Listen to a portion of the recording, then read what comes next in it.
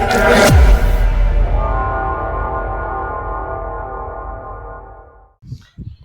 நம்மளுக்கு இன்னைக்கு என்ன பார்க்க போறோம்னா, சிஎஸ்எஸ்ல டெக்ஸ்ட் ட்ரான்ஸ்ஃபார்ம் அப்படின்னு ஒரு ப்ராப்பர்ட்டி பார்க்க போறோம். நம்ம ஆல்ரெடி வந்து சிஎஸ்எஸ்ல வந்து நிறைய ப்ராப்பர்ட்டிஸ்லாம் செக் பண்ணிட்டு இருந்திருக்கோம். இன்னைக்கு வந்து சிஎஸ்எஸ்ல வந்து டெக்ஸ்ட் ட்ரான்ஸ்ஃபார்ம் அப்படின்னு டெக்ஸ்ட்ல வந்து நிறைய ப்ராப்பர்ட்டிஸ் இருக்கு. அந்த கேட்டகரிஸ்ல வந்து இன்னைக்கு வந்து டெக்ஸ்ட் ட்ரான்ஸ்ஃபார்ம் பார்க்குறோம். இந்த டெக்ஸ்ட் ட்ரான்ஸ்ஃபார்ம்லேயே நம்ம வந்து நேம்லேயே கண்டுபிடிச்சிடலாம். சிஎஸ்எஸ் பொறுத்த வரைக்கும் அதான் நமக்கு ப்ளஸ்ஸு. இதில் வந்து என்னன்னா இந்த இதில் கொடுத்துருக்க நேம்லயே நம்மளுக்கு வந்து அதோட அவுட்புட் என்னன்னு பேர் என்ன சொல்ல வராங்க அப்படின்னு தெரியும். இப்போ டெக்ஸ்ட் ட்ரான்ஸ்ஃபார்ம்னா இப்போ டெக்ஸ்ட் கலர்னா கலர் அப்படின்னு கொடுத்துருவாங்க. இப்போ கலர்னு கொடுத்தா டெக்ஸ்ட்டுக்கு அப்ளை பண்ணுறது. அதே மாதிரி டெக்ஸ்ட் ட்ரான்ஸ்ஃபார்ம்னா லோயர் கேஸ்லேருந்து அப்பர் கேஸு, அதுக்கப்புறம் கேபிட்டலைசேஷன். இது இது மூணும் தான் நம்ம வந்து டெக்ஸ்ட் ட்ரான்ஸ்ஃபார்மில் பார்க்க போகிறோம். அது என்னென்ன இருக்குன்னு பார்க்கலாம். ஃபஸ்ட்டு பார்த்தீங்கன்னா டெக்ஸ்ட் ட்ரான்ஸ்ஃபார்மில் ஒரு 3 ப்ராப்பர்ட்டி இருக்குது. Upper case, lower case, capitalise. இது வந்து நம்ம வேல்யூ வந்து 3ஆ பிரிச்சிருக்கலாம்.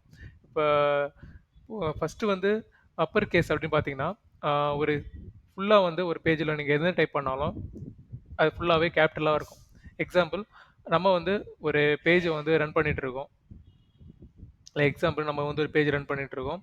இப்போ வந்து ஏ டேக் அப்படின்னு போட்டிருந்தீங்கன்னா அதோட அவுட்புட் வந்து ஒரு லிங்க் மாதிரி வந்துட்டு இருக்கும். இப்போ பார்த்தீங்கன்னா இதோட அவுட்புட் எப்படி இருக்குன்னா கேபிட்டலைஸ் அப்படின்னு கொடுத்தீங்கன்னா அது ஃபுல்லாகவே கேபிட்டலில் வந்திருக்கும். இதுவே நான் வந்து லோயர் கேஸ் அப்படி கொடுத்தேன்னா ஃபுல்லாகவே லோயர் கேஸ் வந்துருக்கும். இதுவே நான் கேபிட்டலைசஸ் அப்படி கொடுத்துருந்தேன்னா ஃபர்ஸ்ட் லெட்டர் மட்டும் தே அப்படின்னு ஃபர்ஸ்ட் எல்லாத்தையுமே ஸ்பேஸ் விட்டு ஒரு லெட்டருக்கு ஸ்டார்ட் பண்ணீங்கன்னா அதில் ஃபர்ஸ்ட் லெட்டர் மட்டும் நம்மளுக்கு வந்து கேபிட்டலில் வரும். இதுதான் கேபிட்டலைஸ். ஃபஸ்ட்டு வந்து மறுபடியும் ரீகால் பண்ணுங்கள். அப்பர் கேஸ்னா ஃபுல்லாகவே கேபிட்டலில் வந்துடும். லோயர் கேஸ்னா ஃபுல்லாக லோயர் கேஸில் வந்துடும். நீங்கள் எப்படி கேபிட்டலில் கொடுத்தாலும் அது லோயரில் வந்துடும். கேபிட்டலைசேஷன்னா நீங்கள் எவ்வளோ பேராஃப் கொடுத்தாலும் ஃபர்ஸ்ட் லெட்டர் மட்டும் ஒவ்வொரு ஸ்பேஸ் விட்டு ஒவ்வொரு வேர்டுக்கு போட்டிங்கன்னா அது எல்லாமே கேபிட்டலைஸ். ஃபர்ஸ்ட் லெட்டர் மட்டும் கேபிட்டல் வரும். இது எதுக்காக சிலர் யூஸ் பண்ணுறாங்கன்னா சம்டைம்ஸ் நம்ம வந்து வெப் பேஜில் வந்து நிறைய பேஜ் யூஸ் பண்ணியிருப்போம். இந்த பேஜ் ஃபுல்லாக எனக்கு கேபிட்டலில் தான் வந்திருக்கும். நம்மளே தெரியாமல் கண்டென்ட் ஃபுல்லாக நம்மளுக்கு தெரியாமல் வந்து ஏதாவது ஒரு லெட்டர்ஸ் வந்து கேபிட்டலில் வந்திருக்கும். சில வாட்டி நம்மளுக்கு வந்து கேபிட்டல் தேவைப்படாது. அந்த பேராஃபில் வந்து கேபிட்டலைஸ் தேவைப்படாது. அப்போ வந்து நம்ம லோயர் கேஸ் அப்படின்னு நீங்கள் ஃபாலோ பண்ணிட்டீங்கன்னா அந்த பேஜ் ஃபுல்லாக பேராஃப் ஃபுல்லாக நம்மளுக்கு வந்து லோயர் கேஸ் ஃபாலோ ஆயிடும். சம்டைம்ஸ் நம்ம ஹெட்டிங் எல்லாம் நம்ம போடும்போது கேபிட்டலில் அப்படி போடுவோம். இல்லைனா நேவி பாரில் வந்து கேபிட்டலில் ஃபாலோ பண்ணுவாங்க. அந்த மாதிரி சுச்சுவேஷனில் நம்ம வந்து அப்பர் கேஸ் ஃபாலோ பண்ணிடலாம். அப்படி அப்பர் கேஸ் ஃபாலோ பண்ணிட்டீங்கன்னா அந்த அப்பர் கேஸ் வந்து எல்லாமே அதில் என்ன கேபிட்டலைஸ் கொடுத்துட்டீங்க அப்பர் கேஸ் கொடுத்தீங்கன்னா ஃபுல்லாகவே கேபிட்டலாக வந்துடும். இதுதான் அப்பர் கேஸ். இதுவே எனக்கு கேபிட்டலைஸ் கொடுத்துட்டிங்கன்னா சில பேஜில் வந்து எனக்கு ஃபர்ஸ்ட் லெட்ரு எல்லாம் ஸ்டார்ட் போது ஒரு நீட்னஸாக இருக்கணும் அப்படின்னு கொடுத்தீங்கன்னா கேபிட்டலைஸ் கொடுத்துட்டிங்கன்னா எல்லாமே ஒவ்வொரு வேர்டுக்கும் ஸ்பேஸ் விட்டு இன்னொரு அடுத்த வேர்டு ஸ்டார்ட் பண்ணும்போது அது கேபிட்டலைஸாக வந்திருக்கும். இதுதான் இன்னைக்கு கிளாஸு. இதை வந்து நம்ம எப்படி ப்ரோக்ராமில் ஒர்க் பண்ணி பார்க்குறோம், அதோட அவுட்புட் எப்படி வருது அப்படின்னு நம்ம செக் பண்ணி பார்க்கலாம். வாங்க கோடுக்குள்ளே போகலாம். ஓகே, லாஸ்ட் கிளாஸ் அப்படி தான் இருக்குது. இப்போ வந்து நான் வந்து இப்போ H1 டேக் அப்படின்னு ஃபாலோ பண்ணி வச்சுருக்கேன். நம்ம இப்போ வந்து டெக்ஸ்ட் ட்ரான்ஸ்ஃபார்ம் அப்படின்னு பார்க்குறதுனால நம்ம லாஸ்ட் கிளாஸில் H1 கிளாஸ்லலாம் இருந்துச்சு. அது எல்லாமே நம்ம எடுத்துடலாம். எப்போவுமே லிங்க் பண்ணியிருக்கான்னு பார்த்துக்கோங்க. சிஎஸ்எஸ் லிங்க்டை கொடுத்து லிங்க் ஆகிருக்கான்னு பார்த்துக்கோங்க. சிஎஸ்எஸ் மாதிரி ஃபாலோ பண்ணிக்கோங்க. Okay,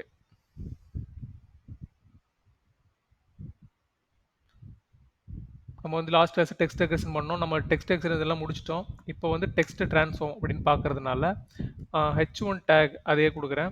H1 tackle H1 tackle text transform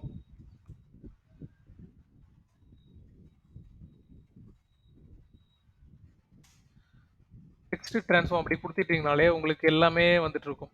நான் ஆல்ரெடி சொல்லியிருக்கேன். இந்த விசுவல் ஸ்டுடியோ பொறுத்த வரைக்கும் சிஎஸ்எஸ்ல என்னென்ன கொடுக்குறோமோ அந்த ப்ராப்பர்ட்டி வேல்யூ கொடுத்தாலே அதில் என்ன வேல்யூ எல்லாம் சஜஷன் பண்ணணும். அதுதான் நம்மளுக்கு வந்து விசுவல் ஸ்டுடியோட ப்ளஸ்ஸு. ஃபஸ்ட்டு வந்து நம்ம என்ன பார்த்தோம்னா அப்பர் கேஸ் பார்த்தோம். எல்லாமே அப்பராக இருக்கணும் அப்படின்னு பார்த்தோம். சேவ் பண்ணிக்கோங்க. சேவ் பண்ணிவிட்டு ரன் பண்ணி பாருங்கள்.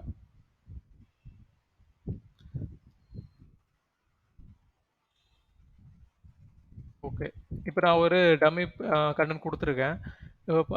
அதே மாதிரி ஒரு ஏ டேக் கொடுக்குறேன்னு வச்சுங்களா. ஏ டேகு ஸ்லோவாக இருக்குது.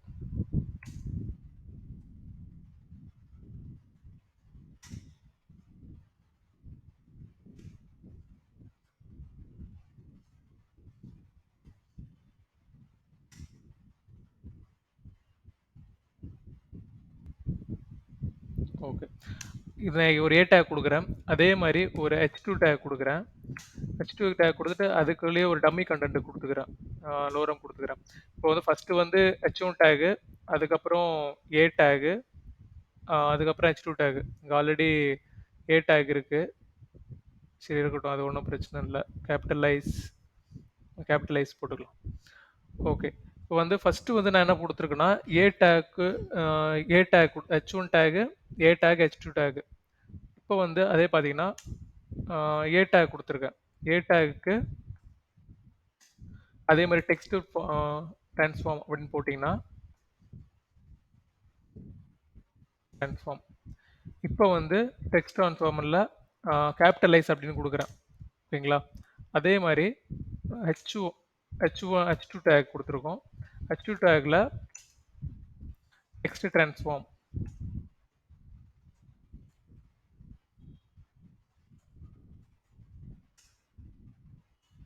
லோயர் கேஸ் குடுத்துடுறேன்.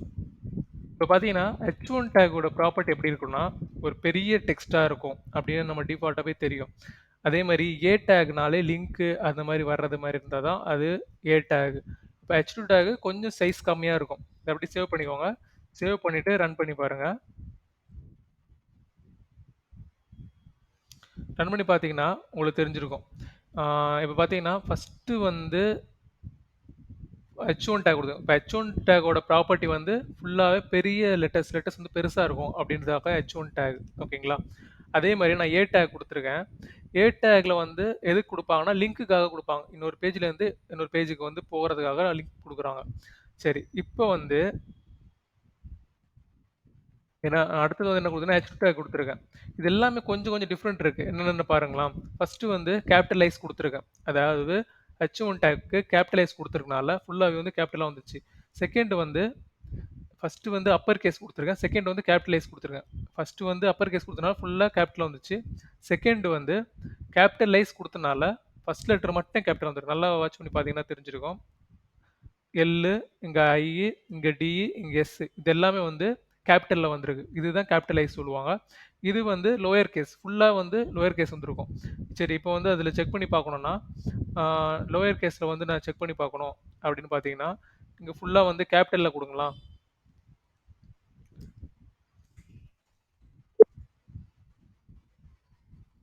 இப்போ வந்து இவ்வளோ கன்டென்ட் வந்து நான் வந்து கேப்பிட்டல்ல குடுத்துருக்கேன். இப்போ வந்து ஃபுல் டெக்ஸ்ட் எல்லாமே கேப்பிட்டல்ல குடுத்துருக்கேன். தெரியுதா? இது ஒரு சும்மா டம்மியா குடுத்துருக்கேன். சேவ் பண்ணிட்டு ரன் பண்ணி பாருங்க. ஓகே. என்ன குடுத்தாலும் அது வந்து ஸ்மால்ல தான் எடுத்துக்கும். இதுதான் லோயர் கேஸ். நமக்கு ஒரு ப்ராஜெக்ட்ல வந்து எப்படி வந்து கன்டென்ட் குடுத்திருந்தாலும், அந்த கன்டென்ட் வந்து அது என்ன நம்ம குடுக்குறோமோ, அதுக்கேத்த மாரி டெக்ஸ்ட் வந்து ட்ரான்ஸ்ஃபார்ம் சேஞ்ச் ஆகிடும். அதான் டெக்ஸ்ட் ட்ரான்ஸ்ஃபார்ம் சொல்றோம். எனக்கு கிளாஸ் ரொம்ப புரிஞ்சிருக்கும். ரொம்ப ஈஸியான கிளாஸ். கொஞ்சம் கொஞ்சம் டிஃபரெண்ட் தான். நம்ம எந்த இடத்துல தேவைப்படுதோ, அந்த இடத்துக்கு ஏத்தது மாரி நம்ம இத ஃபாலோ பண்ணிக்கணும். ஓகே. இவ்வளோதான் கிளாஸு. புரிஞ்சிருக்கும்னு நெனைக்கிறேன். புரியலனா மறுபடியும் இந்த வீடியோவ ரிவைண்ட் பண்ணி பாருங்க. மறுபடியும் புரியலனா கான்டாக்ட் பண்ணி கேளுங்க. உங்களுக்கு சொல்லி தரது அங்க இருக்கும். Thank you.